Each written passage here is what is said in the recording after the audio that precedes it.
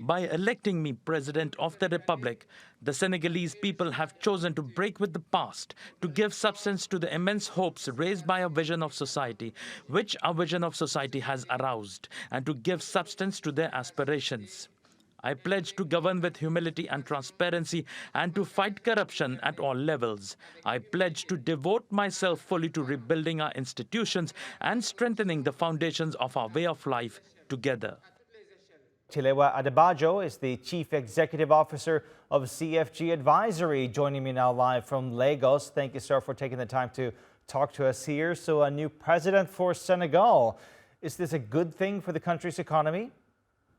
Fantastic. It's been a very protracted election season, and the fact that a young 44-year-old president has emerged, I think, gives a lot of hope, I think, to society that a new generation is coming in with new ideas and a new dynamic. And I think it talks about the issues of instilling democracy in Africa, that at least we have a change of government, a change of systems. And I think this will boost confidence to not only the domestic investors, but foreign investors, the ECOWAS sub-region in West Africa, and of course, Africa as a whole. So there's a lot of expectations from this young 44-year-old new president in Senegal, and I think is sending the right signals across the continent as a whole.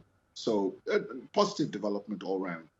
We've seen people out celebrating in the streets of Dakar. We've heard about his promises about fighting corruption. How difficult is this going to be for him? Well, when you come up with a reform agenda, don't forget that there's entrenched vested interests in there. And I think Machiavelli himself talks about the challenges with change.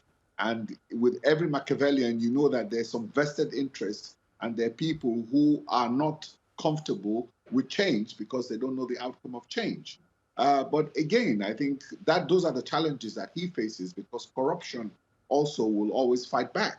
But I think with the determination of the people, I think people are tired of the whole scene. You can see the jubilation on the streets. It's like they've won the World Cup all over again. And so it's the whole mood of society, I think, is that momentum that he would use to be able to see his reforms and drive the change through, because the people are definitely behind.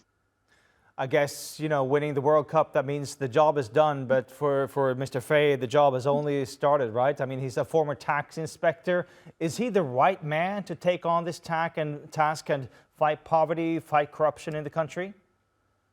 Well, definitely. You can see that he has the youth behind him. He's been in the system.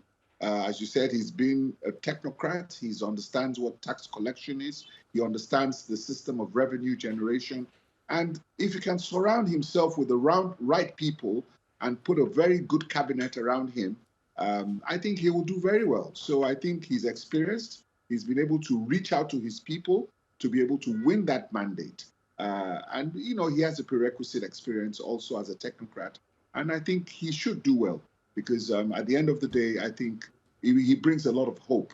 But again, as you said, it's not when he starts and he gets to his desk day one, he's going to begin to face a lot of challenges and the reality of governance. And I think that is when we'll now understand the challenges that he faces. But right now, I think the euphoria is there, and let him enjoy the moment. All right, that sounds good. Tilewa Adebajo, thank you so much for joining us here on TRT World.